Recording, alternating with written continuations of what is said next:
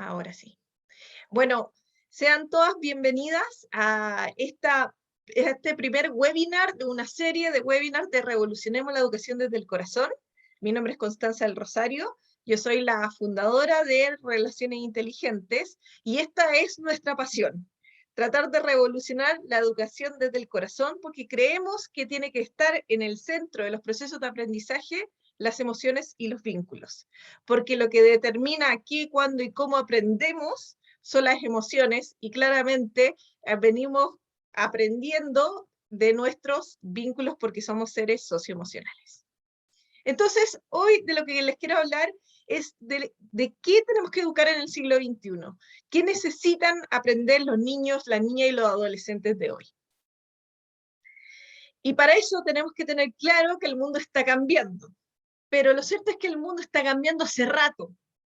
Con la llegada de la pandemia, ¿no es cierto? De repente dijimos, ¡oh! Todo el mundo está cambiando, estamos viviendo una crisis global donde nos hacemos conscientes de otras cosas, donde nos empezamos a conectar con la tecnología, donde nos damos cuenta justamente que las emociones importan y la salud mental se vuelve algo prioritario, donde nos damos cuenta de la importancia de los vínculos, especialmente cuando hemos estado alejados de mucha gente durante mucho tiempo. Pero como les digo, el mundo venía cambiando hace harto rato.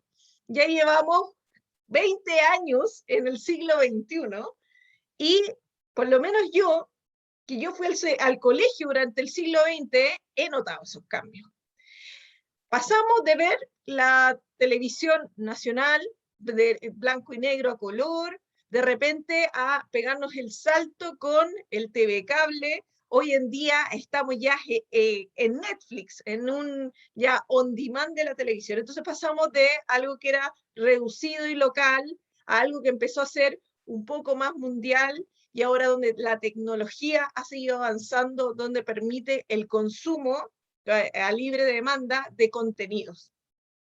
Además, cuando era chica, por lo menos, yo partí jugando con el Atari, y el Atari era, uno metía 2, 3, 4 códigos para que lentamente avanzara una tortuguita para hacer un dibujo, y fuimos evolucionando y vimos que después esto se convirtió en que podíamos con un joystick empezar a subir y bajar escalera en el Montezuma, que después pasaron los años y llegó el Nintendo, ¿no es cierto? Y después siguió esto avanzando de manera que cuando yo ya estaba por salir del colegio, ya estábamos en el PlayStation. Todo esto evolucionando la tecnología en paralelo, y hoy en día vemos que los jóvenes están jugando videojuegos conectados con personas de todo el mundo. Además, yo gran parte del colegio tuve que hacer mi trabajo escribiendo. Los últimos años ya el computador se hizo masivo y tuvimos que empezar a entregar los trabajos a computador. Pero además, los últimos años, los finales del siglo XX justamente, apareció el Internet. Y de repente empezamos a poder acceder a un montón de conocimiento en línea, cuando hace muy poco teníamos que ir a buscarlo a la biblioteca y usábamos enciclopedia, y hoy en día la enciclopedia no existe, se llama Wikipedia, y todo el contenido está descargable en Google y podemos llegar a contenidos de todas partes del país. Además, empezó a cambiar los estilos de comunicación, pasamos del teléfono fijo. ¿Quién tiene hoy en día un teléfono fijo en su casa? En un momento llegó el fax, ¿cómo era eso? Que, ¿cómo se llama? Que viajaba un papel y se podía aparecer en otro lugar. Y un par de años después ya estamos teniendo teléfonos personales. Y esos teléfonos personales han ido evolucionando y han ido pudiendo incorporar algo como el Internet. Y hoy en día hacemos gran parte de nuestra vida a través de teléfonos que tienen 1.000.000 de aplicaciones y que nos conectan con todo el mundo. También al comienzo, a finales justamente de la etapa del colegio y comienzo de la universidad, aparece Messenger.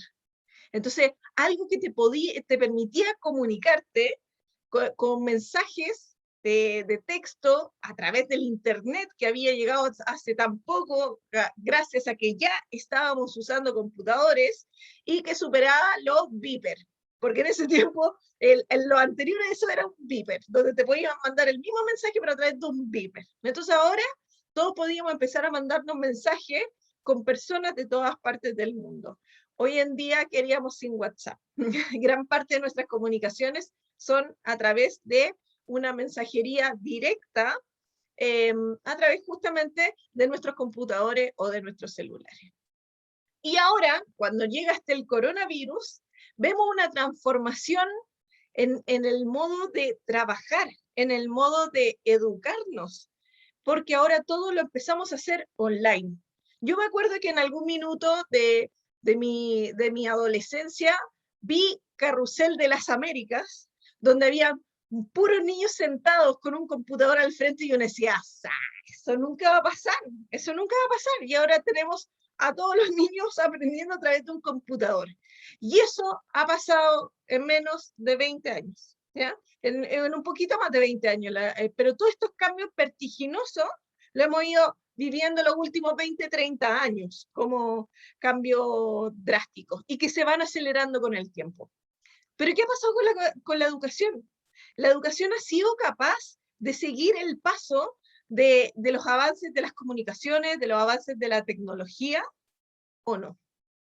Y lo cierto es que no, porque nosotros seguimos atrapados en un modelo educativo que se creó en la época industrial, en un modelo de sociedad que es del siglo anterior, donde lo importante era normalizar, ¿ya? Y lograr que todos tuvieran cierto estándar. Por eso es que existen los uniformes, ¿no es cierto? Por eso es que a todos se les enseña de la misma manera, se espera que alcancen ciertos estándares, pero esto tenía que ver también con los objetivos de la época, qué hacía que alguien pudiese encontrar un puesto de trabajo, qué es lo que necesitaba en ese momento el mundo para irse desarrollando y especialmente en el plano económico.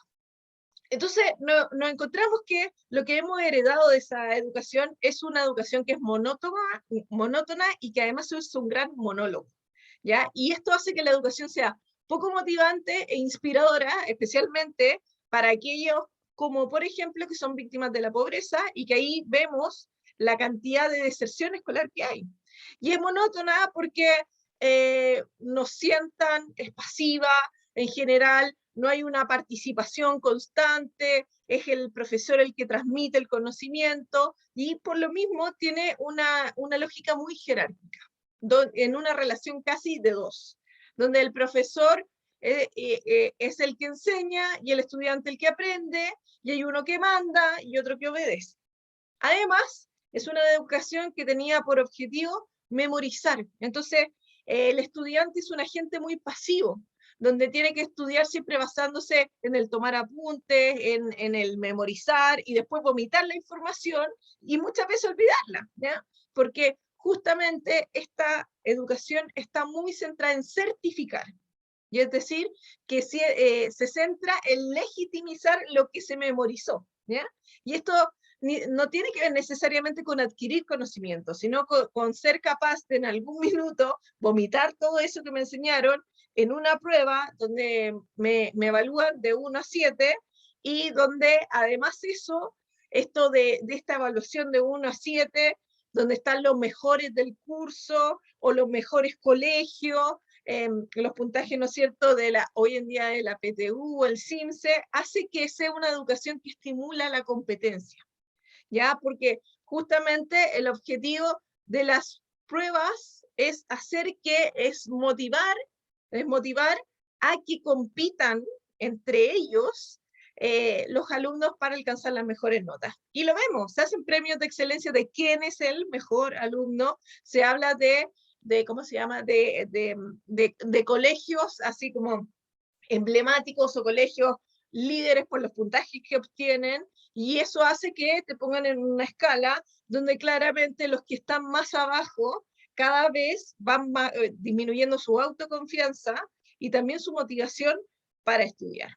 Entonces, todo este modelo que tenemos se basa también en una lógica donde el proceso de la época industrial necesitaba muchos trabajadores, especialmente trabajadores manuales, y muy pocos graduados universitarios. Por eso vemos que en general la cantidad de alumnos que están en el sistema educativo en la medida que van avanzando, van disminuyendo. Entonces, en la educación básica encontramos una gran cantidad de alumnos, después empiezan a aparecer estas deserciones, la educación media va disminuyendo y en la educación superior cada vez menos. Y esa pirámide la seguimos manteniendo en nuestro sistema, y esto va perpetuando justamente los circuitos de la pobreza, porque quienes diseñaron este sistema estaban pensando en ganar dinero, simplemente en ganar dinero, y por lo mismo generar a través de la educación trabajadores, y no todos tenían que ser jefes, sino que algunos tenían que estar en la mano de obra y le iban a dificultar de alguna manera ese ascenso, porque solamente los que compitieran y llegaran alto, pero también sabemos que hay cosas contextuales que facilitan el llegar más arriba, desde el nivel socioeconómico, el género, etcétera, iban a poder ser parte de los que lideraban. Entonces, uno mira este modelo y uno dice, a ver, ya ¿cómo se llama? Ya se sabe que el 85% de los empleos para el 2030 todavía no se han inventado. Entonces, este modelo, que además sigue priorizando el generar las mismas profesiones de siempre y sigue utilizando el mismo sistema, no se adapta a lo que va a venir. No está listo para un cambio donde más que saberes, que están todos hoy en día descargables online y que es fácil llegar a ello, y lo que tenemos que enseñar a nuestros niños y niñas es a filtrar conocimiento, ¿ok? Hacer como, bueno, como poder ir filtrando esto y decidiendo qué es lo mejor, pero son otras las habilidades que se van a necesitar, porque uno mira esa pirámide en la cual nosotros hemos estado metidos, y es como educación básica, media, universitaria, y hoy en día, con YouTube, por ejemplo, yo veo YouTube y todo lo que puedes aprender a través de YouTube, y yo veo a mi hijo que tiene 4 años y le quedan un montón de años todavía para salir, al menos 14 años, donde el cambio va a un ritmo que yo me pregunto si cuando esté en cuarto medio, mi hijo va a ir a la universidad o no, o se va a educar a través de YouTube. Entonces, no nos estamos sumando a lo que se viene, y no estamos preparando a nuestros niños, niñas y adolescentes, ¿no es cierto?, para los desafíos del siglo XXI. Y algo que creo súper relevante, además de esto que nos dicen, no estamos todavía en el sistema, en el paradigma que nos puede conducir a adaptarnos al siglo XXI, es el hecho de que Chile, pese a tener las tasas más altas de escolarización en Latinoamérica, se encuentra en el 4º lugar, con el mayor número de jóvenes que no trabajan ni estudian de la OCDE, y el 9º a nivel mundial. Entonces, esto queda claro que no es lo mismo educar cognitivamente que actuar conforme a ese conocimiento, y que también hay una distancia enorme entre saber, hacer, persistir. Y esto está mediado socioemocionalmente.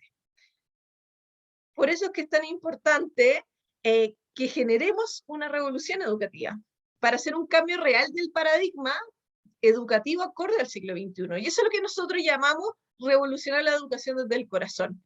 Hay que ir al rescate justamente de esas habilidades blandas, porque como yo les decía, mi hijo, yo no sé si va a estar estudiando en la universidad o va a estar estudiando a través de YouTube, pero lo que sí tengo claro que van a pasar los años y se va a ir transformando el mundo, y algo no va a cambiar. Y es que tiene que aprender a relacionarse positivamente consigo mismo y los demás. Eso es ser humano. Y eso es lo único que sabemos que es estable, y a lo cual no necesariamente durante todos estos años le hemos puesto las fichas. Hoy en día, y gracias a la pandemia, por primera vez el Ministerio de Educación y la Agencia de Calidad de la Educación realmente se ha preocupado del tema socioemocional. La primera vez que se mencionó como algo a tener en cuenta fue después del estallido social. Y recién se acaba de hacer la primera evaluación, la evaluación día, para poder tomar la temperatura un poco de a qué nivel de desarrollo están estas habilidades socioemocionales. Pero estamos en pañales. Como país estamos en pañales, estamos súper retrasados con cosas que otros países desarrollados ya vienen haciendo y con tratados que Chile firmó de que iba a incorporar las habilidades para el siglo XXI en la educación y todavía no lo hace. Entonces, teniendo en cuenta de que la verdadera finalidad de la educación es capacitar a los alumnos para que puedan comprender el mundo que los rodea y que logren conocer sus talentos naturales con el objetivo de que puedan realizarse como individuos y convertirse en ciudadanos activos y compasivos. Este es el objetivo de la educación. Y la educación que tenemos actualmente no está logrando eso. Tenemos una ley de educación que dice que va a hacer esto, pero no necesariamente como lo que dice la ley y cómo se convierte esto en el currículum, tanto docente como escolar, está logrando esto porque estamos midiendo otras cosas. Y ese es el gran problema, el sistema de medición que tenemos que sigue manteniendo esta lógica perversa de ir generando trabajadores y no personas preparadas para afrontar la vida.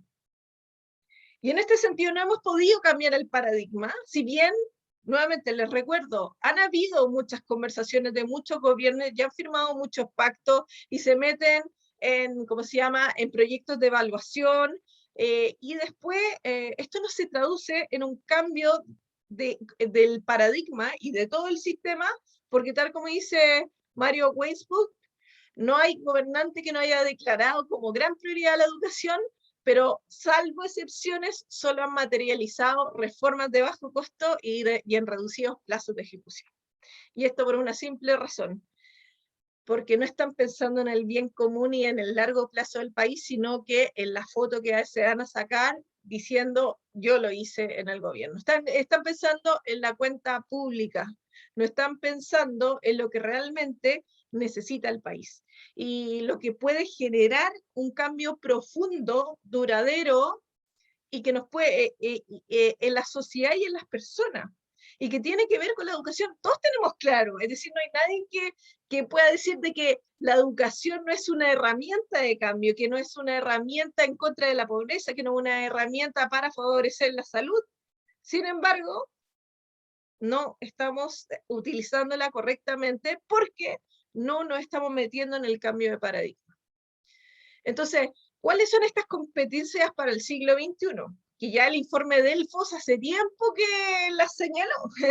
Ya en el 1900 todavía, creo que fue 1917, el 1900, sí, pues 1997 me parece, o 96 que fue el informe de Delfos.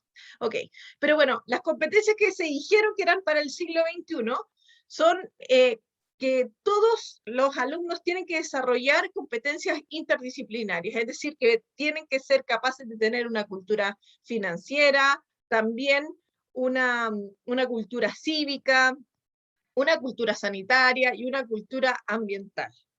Dígase que todo estudiante durante el proceso de educación tiene que aprender sobre cómo funciona la economía y cómo funciona su economía personal. También que tiene que entender cómo relacionarme cívicamente de manera positiva y acorde a las leyes. También de cómo puedo cuidar de mi salud y, por supuesto, cómo puedo cuidar la salud del planeta. También se establecieron ciertas competencias para el aprendizaje, y esto era la creatividad y la innovación, el desarrollo del pensamiento crítico, el ser capaces de solucionar problemas, el comunicarse de manera asertiva y, por supuesto, colaborar. Y finalmente, hay ciertas competencias que tienen que ver para la vida y el trabajo, y que tienen que ver con la capacidad de ser flexibles y adaptables, que seamos también capaces de tomar la iniciativa, de tener autonomía, desarrollar competencias sociales y transculturales, porque no solamente es con uno, sino que también con el resto del mundo, que seamos capaces también de ser productivos, responsables y liderar. Si se dan cuenta, gran parte de esto, si no es que es todo, en el núcleo están estas competencias socioemocionales, ¿ya? Que son fundamentales para poder adquirir estos conocimientos, para poder llevarlos en práctica. Sin embargo, cuando se hizo la evaluación de si se estaban educando estas competencias en Chile, Harvard, que hizo un estudio donde estuvieron involucrados 6 países más, determinó que en Chile no se educaban habilidades socioemocionales. Y le estoy diciendo que esto fue el 2018. ¿Ya? El 2018 se estaba diciendo, no, pese a que dijeron que lo iban a hacer, no han hecho nada. ¿Ya? En su currículum, no, como se enseña en Chile, no desarrolla estas competencias. Entonces, pese a que esto lo sabíamos antes, pese a ello, no había un interés profundo del Ministerio de Educación por esto llevarlo a la práctica. Como les digo, la primera vez que se mencionó, porque yo ya estaba bien atenta a este tema, en los titulares fue tras el estallido social. Entonces, ¿qué cambio tiene que haber de paradigma? Tiene que ver con cambiar un paradigma que está centrado en la producción y el rendimiento a un paradigma que vea la educación como un sistema biológico. Es decir, que sea capaz de cumplir con 4 cosas fundamentales, que se centre en la salud. Esto quiere decir que la educación que se entregue tiene que impulsar el desarrollo y el bienestar integral. También de que sea una educación ecológica, que tenga en cuenta la interdependencia que hay entre el desarrollo del alumno y el de la comunidad, y no solamente el de la comunidad escolar, sino de toda la comunidad que está cerca de que se vincula de alguna manera con ese centro educativo. También que sea justa, que cultiven los talentos y los potenciales tanto de alumnos como de profesores, para que puedan desarrollarse plenamente y justamente en esta interdependencia irse enriqueciendo. Y que también que sea cautelosa, que realmente se preocupe que estén las condiciones óptimas para el desarrollo de los alumnos. Además, tenemos que cambiar desde un sistema que se ha centrado en la evaluación cuantitativa a un tipo de evaluación que es mixta, donde está una evaluación que no solamente está viendo el nivel alcanzado de conocimiento, sino que también se esté fijando en cómo se están dando esos procesos educativos, es decir, que vea las cualidades, y esto se llama investigar.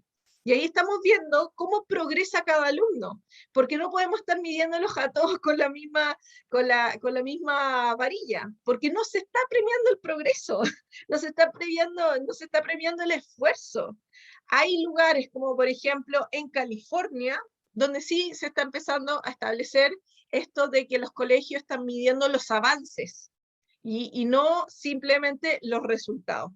Y en esto hay esta frase que la encuentro súper buena para poder entender el error que estamos haciendo en el sistema de evaluación, es que no todo lo que importa puede evaluarse y no todo lo que se puede evaluar importa. Y eso es súper importante entender, que mientras sigamos con el CIMSE y sigamos con la PTU como se está dando, que no sé si ya cambiaron la sigla, pero que sigue midiendo fundamentalmente aspectos cognitivos y no emocionales. Si bien el CIMSE ha tratado de incorporar otras cosas, son más bien desde las percepciones. Pero no, por lo mismo, aunque los docentes y en general los directivos de los colegios, los equipos de orientación y pedagogía, de orientación y psicopedagogía, saben que lo más importante son otras necesidades, no necesariamente lo que los niños aprenden, sino que justamente estos problemas de interacción o problemas personales que ven a diario en los colegios no le pueden poner suficiente atención porque no los están evaluando por eso. Lo están evaluando por el resultado del CIMSE, por el resultado de la PTU. Entonces, mientras sigamos poniendo la ficha en eso, y que tiene que ver justamente con esta lógica industrial, donde no estaba todo el conocimiento disponible, por lo tanto, todos tenían que llevarse el conocimiento, aprender y llevarse conocimiento porque no estaba de fácil acceso, eso ya no es útil hoy en día.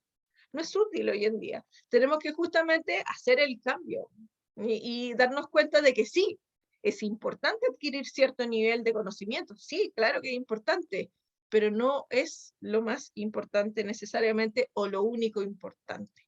Entonces, es importante justamente cambiar la manera que vamos a estar evaluando tanto a los alumnos como a las instituciones. la institución educativa. También, de que tenemos que pasar de un modelo de inteligencias jerárquicas a una equidad entre las inteligencias múltiples. ¿A qué me refiero con esto? Con que uno si ve cómo está organizado el sistema escolar, sabe que hay materias que son más importantes que otras. Por ejemplo, matemática, o lenguaje, o ciencias naturales, o biología, no sé cómo se llamará hoy en día, pero en desmedro de, por ejemplo, arte, o música, o deporte, ¿ya? Porque hay una jerarquía. Entonces, justamente, ¿por qué? Porque esa jerarquía tiene que ver con qué nos van a estar evaluando después. Entonces, que no nos están evaluando por el desarrollo integral de nuestros alumnos, nos están evaluando por los resultados específicos que son acordes a ciertas inteligencias. Entonces, esto hace de que muchos que tienen otras inteligencias se sientan que no son capaces o se vayan desmotivando con el sistema, porque al fin y al cabo sienten que porque no son buenos para matemática, no son buenos estudiantes, cuando pueden ser increíbles músicos. Entonces es súper importante ir a un modelo donde rescata la diversidad. Y eso es justamente contrario a lo que hace este modelo. Por algo es que usamos uniforme, ¿ya? Por eso es que nos tratan de uniformar. Entonces a todos nos dicen, usted tiene que aprender esto, usted se tiene que vestir de cierta manera, las clases se tienen que hacer de este modo, seguimos, como se llama, un modo bastante militarizados, o de alguna manera súper de procesos para relacionarnos. Y claramente la diversidad es algo que tenemos que empezar a incorporar en nuestras aulas si queremos ver una tolerancia a la diversidad afuera. Y también tenemos que meter esta equidad donde decimos tu diferencia y poder darme cuenta de que esas diferencias también son valorables para poder tener equidad afuera. Los colegios son un gran laboratorio social y es un lugar donde las personas en su etapa más importante de formación pasan la mayor parte del tiempo de su vida. Y hoy en día, gracias a esta pandemia, nos hemos dado cuenta de la labor que cumple el colegio y cuán importante es para que toda la sociedad pueda funcionar. Sin embargo, no se le ha dado el lugar que les corresponde a los profesores, ni el lugar que le corresponde a la educación como la herramienta más potente de cambio que podemos tener en cualquier sociedad. Aunque estemos llenos de frases que los digan, en el fondo no lo aplicamos. Entonces, ¿qué pasa con el currículum actual? Si bien en las diferentes materias que hay, vemos que se están viendo estas inteligencias múltiples, no sé, lo cinético corporal, lo vemos en deporte, lo espacial y visual lo vemos en arte, lo naturalista lo vemos en ciencias naturales, lo musical en música, lo lógico matemática, justamente en matemática, física, etcétera, y la lingüística en lenguaje. La parte que tiene que ver con dos inteligencias muy importantes, la interpersonal, que tiene que ver con la capacidad de relacionarme con otros, y la intrapersonal, la capacidad de relacionarme conmigo mismo, que estas dos inteligencias juntas forman lo que se llama la inteligencia emocional, se suponen que tienen que ser desarrolladas a través del ramo de orientación. Y seamos honestos, el ramo de orientación da para cualquier cosa. Da para el consejo de curso, da para organizar bingo, da para ponerse al día con lo que no hemos hecho en las otras asignaturas. También en ocasiones sí se tocan estos temas, pero es de todas, como estas asignaturas que bien, aunque sigan esta jerarquía, está en la más abajo. Y además que es la única que no tiene una evaluación formal. Todos los demás, de alguna manera, se mide el progreso. Esta está dejado así, según lo que el profesor pueda hacer. Porque aunque hay un currículum que le dice, debería enseñar de las emociones, debería de enseñar de educación sexual afectiva, ¿quién ha capacitado a los profesores para hacer esta pega? Porque esto no solamente pasa en el currículum escolar, pasa en el currículum de formación docente. Y a mí me impresiona de que, siendo que los profesores van a ir a formar a toda una sociedad que van a tener que lidiar a diario con una gran cantidad de diferentes personalidades y de diferentes situaciones, no estén siendo formados para eso. No están siendo capacitados para eso. Yo encuentro que en verdad la formación de un profesor y de un psicólogo debería ser bastante equivalente. Y además, para que sean capaces de cuidar de sí mismos, porque si hay una profesión que es demandante emocionalmente, y con la pandemia a todos los papás y la mamá les quedó más que claro, es educar.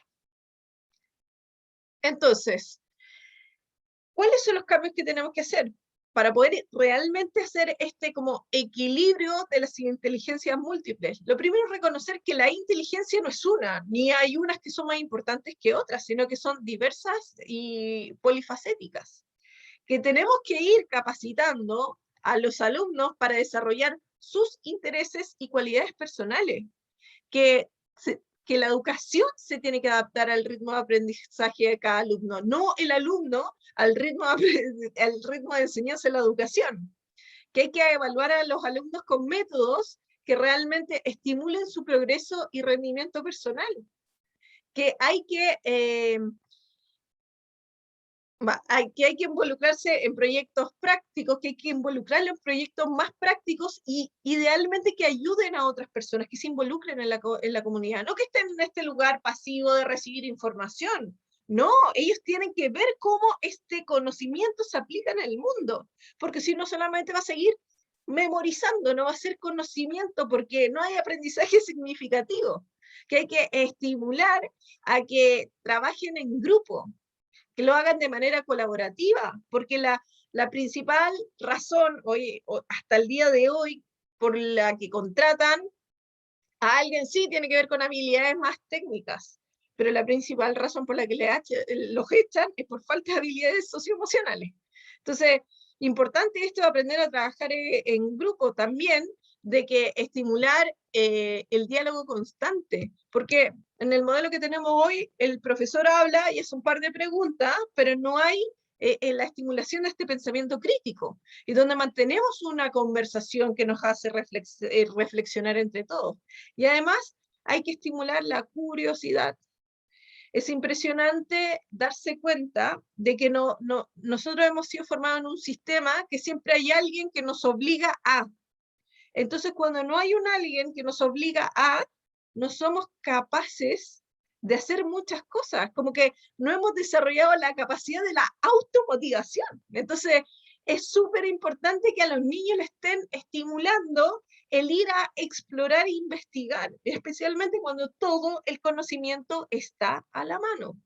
También es fundamental que le demos el rol que tiene el juego, la imaginación, la creatividad y la calma, el de estar en calma como herramientas de aprendizaje. Todo esto ya sería un cambio real de paradigma. Por aquí podemos decir, la educación va encarrilada a esas competencias que tenemos que desarrollar en el siglo XXI. Pero esto significa un cambio profundo y de largo plazo que involucra no solamente a los colegios, sino que a la formación docente. Porque, nuevamente, pedir en el papel no es lo mismo que ser capaces de llevarlo a cabo.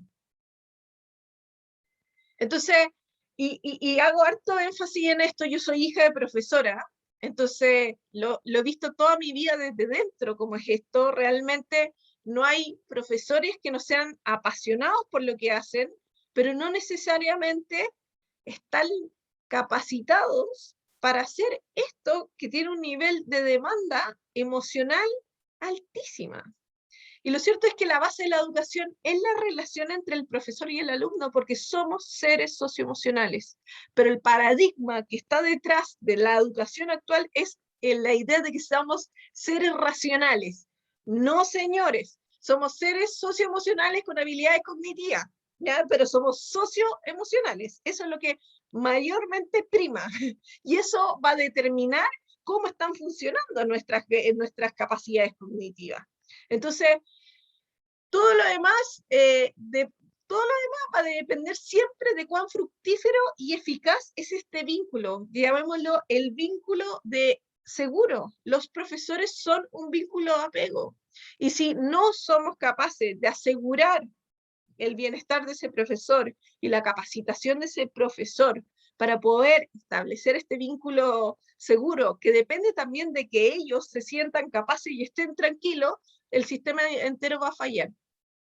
Y en eso es lo que estamos hoy en día, en un sistema educativo que nos ha fallado, y nos ha fallado profundamente.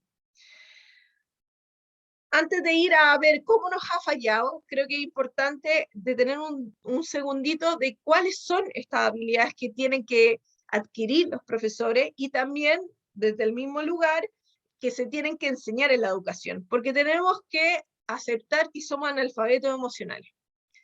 Es decir, en algún minuto el país dijo no puede haber analfabetos y se ha preocupado de que todos sepan leer y escribir. Pero ahora toca empezar a preocuparnos del analfabetismo emocional, porque esta educación socioemocional se espera que la haga el colegio, y el colegio espera que se la haga en la casa, y nos encontramos que en la casa el papá y la mamá son analfabetos emocionales. Entonces, es como que el colegio le pidiera que el papá que no sabe, o la mamá que no sabe leer y escribir, le enseñe a leer y a escribir al hijo. Entonces estamos en un círculo vicioso y que se muerde la cola, y lo vemos mucho también con el tema de la sexualidad, de la educación sexual. Es como, no, si es del colegio, no, si es de la casa, ¿ok? Justamente porque lo que se tiene que hacer cargo es justamente la fuerza, el gobierno, y decir, a ver, aceptemos, estamos llenos de analfabetos emocionales. Así que tenemos que ir y enseñar esto a toda esta población, y tenemos que partir primero capacitando a los profesores para que hagan esto, porque en algún minuto, tras hacer esto durante muchos años, va a haber un cambio profundo. Yo partí siendo psicóloga infantil. Tras atender a muchos niños, llegué a la conclusión que el problema eran las parejas. Me fui a atender a las parejas, y después de muchos años de ver a las parejas, que justamente son los que más impactaban en la salud emocional de los niños, llegué a la conclusión que el problema era la educación. Porque esas personas no es que les quisieran hacer mal a sus hijos, o que no fueran conscientes muchas veces de lo que estaban haciendo, sino que no sabían cómo hacerlo distinto. Entonces, que una y otra vez yo haya escuchado en mi consulta decir la frase, ¿y por qué no me enseñaron esto antes?, es lo que también está detrás de crear la Fundación Relaciones Inteligentes, que es cómo traemos esta herramienta de prevención a todos. Y como yo siempre digo, ¿por qué no les damos una hora de educación socioemocional y sexual de calidad a nuestros niños durante 14 años, que sería como estar en terapia de grupo durante 14 años? ¿Qué país tendríamos? Esa es la gran pregunta. ¿Qué país tendríamos si eso pasara? ¿A cuántos salvaríamos de tantas cosas?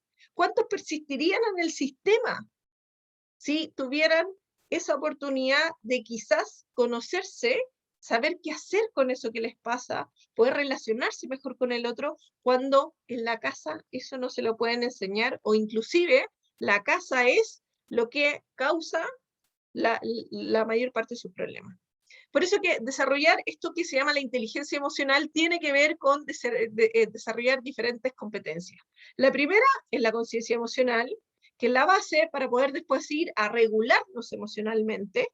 Cuando estamos más conscientes de nuestras emociones y somos capaces de regular nuestras emociones, podemos ser autónomos emocionalmente. Y eso significa que somos capaces de, por ejemplo, poner límites, de cuidarnos, de confiar en nosotros, de tener una buena autoestima, de relacionarme con el otro de manera segura y también no dependiente. Todo esto, por supuesto, si yo conozco mis emociones, sé regularlas, puedo tener claro quién soy yo y quién es el otro, empatizar, ¿no es cierto?, con ese otro, es que podemos desarrollar estas competencias sociales, porque cuando me logro diferenciar, puedo entender que tú eres tú y yo soy yo, y puedo entenderte, y por lo tanto sin mezclarme contigo, y también entender cómo comunicarme asertivamente contigo, cómo relacionarme asertivamente contigo, porque entiendo que tú no eres igual a mí. Y además, algo que es fundamental de la inteligencia emocional es cultivar competencias para la vida y el bienestar. Y eso debería estar siendo enseñado a diario en los colegios. Porque nuevamente vemos que hemos tenido diferentes gobiernos que han dicho la salud dental importa. Entonces hemos tenido diferentes programas donde les van enseñando a los niños cómo lavarse los dientes, porque saben que si los niños adquieren ese hábito, disminuye la probabilidad de tener problemas vinculados a su salud dental. Y el asunto es, ¿por qué no estamos educando el higiene mental? Porque si a diario nosotros le enseñáramos a los niños a cómo pueden trabajar sus emociones, cómo pueden regular estas emociones, claramente estarían todos los días cuidando de sí mismos. Y estas cosas, como lavarse los dientes o aprender a regular mis emociones y hacerlo un hábito, justamente es un hábito. Y tiene que haber a alguien recordándoselo. Yo tengo un hijo de 4 años y tuve que empezar a enseñar a lavarse los dientes. Y claramente uno tenía que todos los días decirle, Carlos, lávate los dientes, Carlos, lávate los dientes. Y en algún minuto Carlos dice, mamá, no me lavaba los dientes. Entonces, lo mismo, si empezamos desde tan chiquititos a entregar estas pequeñas herramientas para ir potenciando estas competencias socioemocionales, vamos a tener niños que van a estar habituados a cuidarse, tanto en sus emociones como en sus relaciones y también en sus interacciones como seres sexuados que son. Por eso la ficha, si hay una ficha donde poner y empezar a hacer este cambio de paradigma, es en la educación parvularia. Ahí es el lugar. Y no solamente porque es la primera etapa, sino porque es la etapa más determinante del desarrollo de estas competencias. Porque es en el lugar donde el cerebro está más abierto y más permeable a aprender a regular las emociones, a aprender a poner los primeros límites, a entender que el otro es distinto a mí, aprender a relacionarme positivamente. Ahí está la base de todo. Ahí me están enseñando también cómo tengo que estar cuidando de mí mismo, qué es lo que tengo que hacer, me están desarrollando los primeros hábitos. Y así como les digo de que la inteligencia emocional es el bodrio, ¿no es cierto?, dentro del currículum, porque es como, bueno, sí, hay que hacerlo, sí, en orientación, ¿ya? La educación parvularia también se cree que es el lugar para que los niños vayan a jugar, o para que la mamá y los papás puedan ir a trabajar. No, la educación parvularia, las parvularias y educadores de párvulo son los superhéroes de este país. Ellos pueden generar el primer gran cambio, pero son los peor pagados. Lamentablemente es una línea dentro de la educación donde cada día hay menos gente que postula. Entonces, ¿en qué estamos pensando como país? ¿Cómo no estamos estimulando tanto la formación de estas personas como el atraer talentos? Realmente es preocupante la ceguera que tenemos con respecto a qué determina el desarrollo socioemocional. ¿Y cuáles son las consecuencias justamente de la falta de educación socioemocional y sexual en Chile? Partamos por el hecho de que somos el país rankeado a nivel mundial con la mayor cantidad de trastornos psiquiátricos menores de 6 años, ¿ya? Que si vamos avanzando en el tiempo nos vamos a encontrar con que 1 de cada 3 niños sufre de bullying en el colegio. Sigamos avanzando un poquito más. Somos el segundo país de la OCDE que más aumenta el suicidio adolescente. Sigamos avanzando un poquito más. 7 de cada 10 jóvenes y adolescentes conocen a alguien que es víctima de violencia en el pololeo. Avancemos un poquito más. Somos líderes sudamericanos en el consumo de droga y alcohol. Entonces, uno empieza a mirar esto y bueno, y en el 2018 había aumentado el contagio de VIH en un 98% entre los jóvenes y el de gonorrea en un 200%. Sabemos la cantidad de ¿cómo se llama?, de inicios sexuales no consentidos. Entonces, vamos viendo lo que pasa. Además de esto de los ninis que les señalé, tenemos antecedentes hace tanto tiempo. Y simplemente se vuelven un titular. Simplemente es un titular y otra estadística más. Y eso es el resultado de que todas esas personas, incluidos nosotros, porque hay que decir algo que ya los adultos, porque los adultos también estamos en esta. Chile salió rankeado dentro de los países afectados, con más afectados en su salud mental por la pandemia, en un estudio de 30 países, el segundo país. Somos líderes de todas las cuestiones, es que es impresionante cómo estamos liderando todos los rankings que dicen que aquí la cosa está mal, pero después uno ve un titular que dice Chile es el país más feliz de Latinoamérica. Y uno empieza a ver, ¿y cómo midieron esto? Lo midieron por árboles por metro cuadrado, ingreso per cápita, cosas que nada tienen que ver con la felicidad.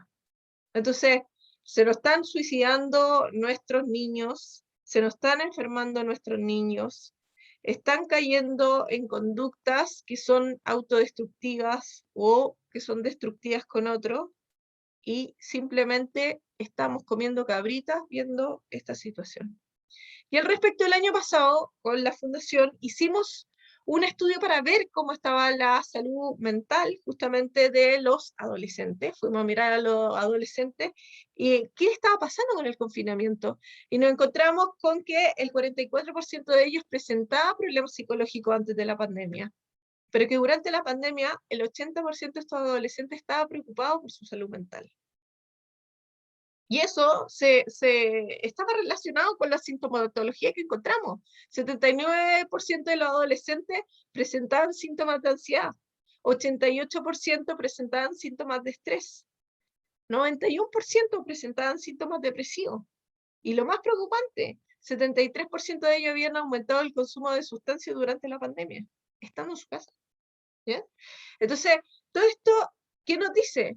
De que las pocas herramientas de regulación emocional que tienen los niños, ¿ya?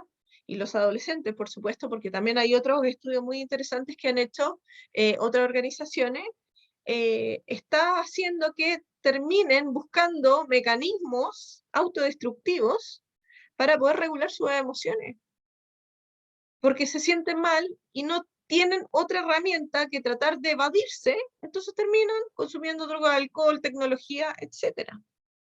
Y esta medición fue hecha en julio del año pasado.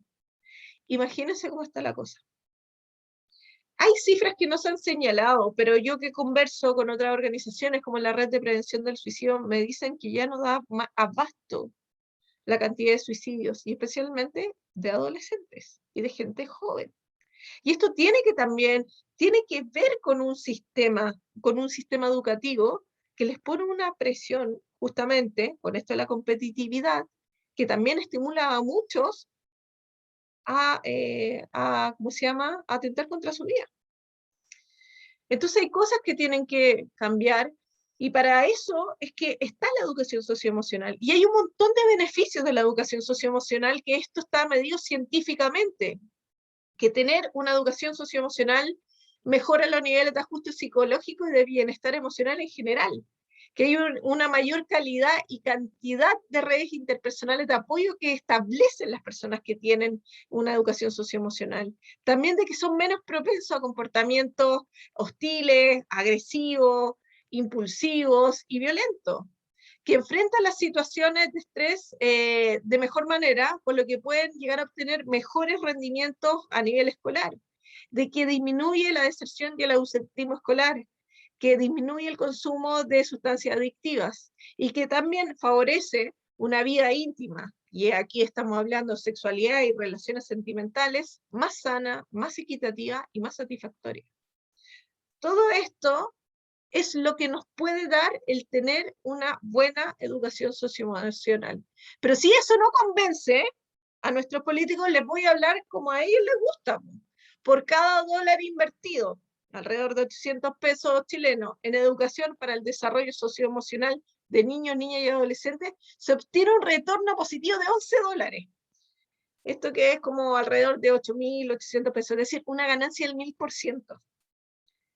Por eso les digo, no están pensando en el largo plazo. Esa es la ganancia que podríamos tener si generamos este cambio educativo, del 1000%. Y esto está estudiado, del 1000%. Pero seguimos haciendo lo mismo, no resistimos al cambio, no invertimos con una mentalidad a largo plazo, y por eso espero que si este video le llega a los presidenciables, empiecen a pensarlo, la cantidad de dinero que le van a ahorrar al país y la cantidad de sufrimiento que le van a ahorrar al país, que sería bastante bueno. Algunos ejemplos de cómo se ha ido implementando esto. En algún minuto Australia alcanzó un nivel de desarrollo muy parecido al que tenemos hoy en día en Chile. ¿Y qué pasó? De que veían de que estaban bien económicamente, bueno, en algún minuto alcanzamos, porque ahora ya no podemos decir lo mismo, pero en algún minuto alcanzaron un nivel como ya de país un poco más primermundista. Pero se dieron cuenta que se le estaban suicidando todos los jóvenes y los adolescentes, que tenían una tasa de suicidio tan alta que tuvieron que empezar a implementar unos programas que se llaman Kids Matter y Mind Matters, que son justamente programas de educación socioemocional que están como contenidos transversales, desde chico, desde la educación, bueno, parvularia, básica y por supuesto también media.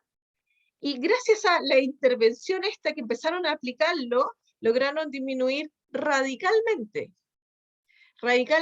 las tasas de suicidio. Entonces ya sabemos que es algo que está comprobado en otro país, que al poner esto y teniendo en cuenta que nosotros somos el segundo país de la OCDE que estamos liderando el suicidio adolescente, pucha que importante.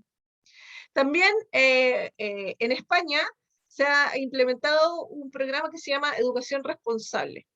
Y este lleva más de 10 años implementándose en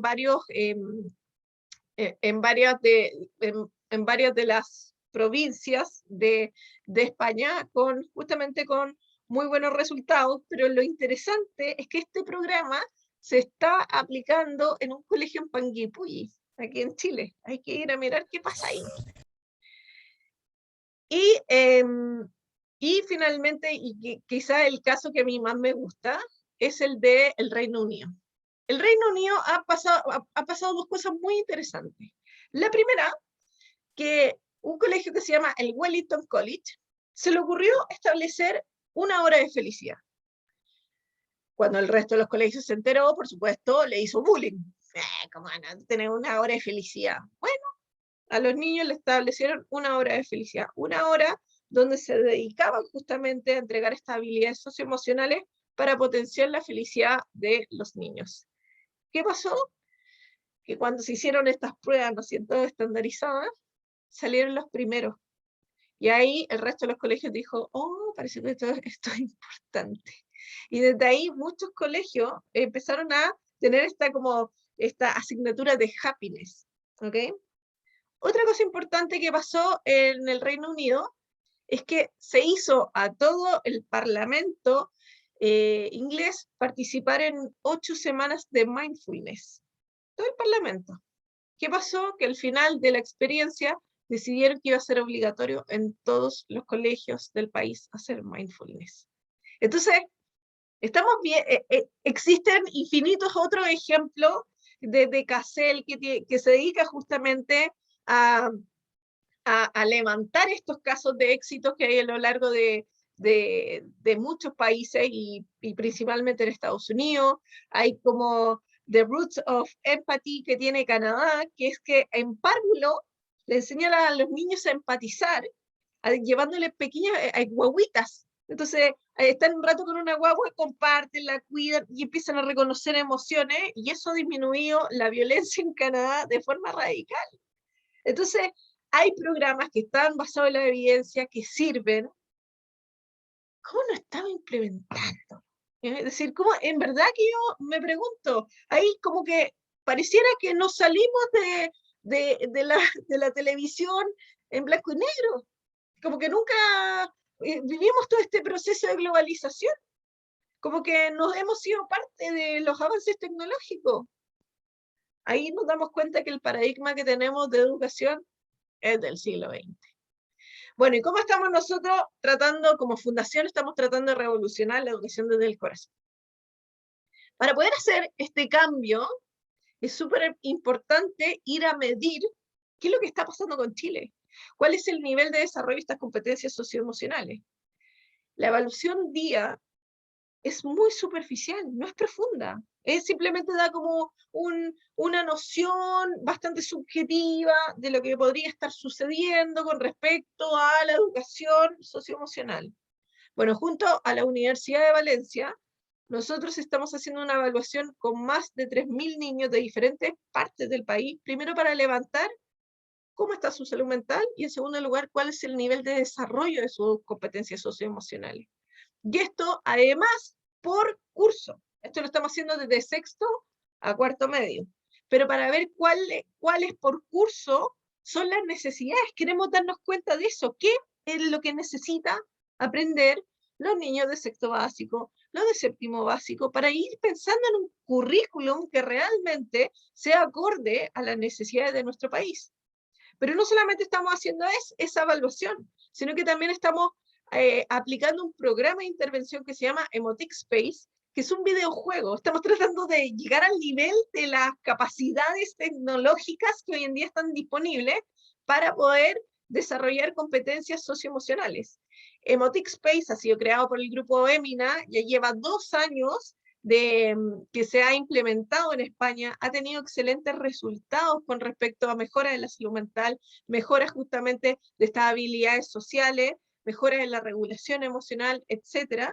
Y queremos ver qué pasa en Chile con los niños chilenos al utilizar esta aplicación, que es un videojuego que les enseña sobre sus emociones, sobre las emociones de los otros, sobre cómo establecer comunicaciones más asertivas.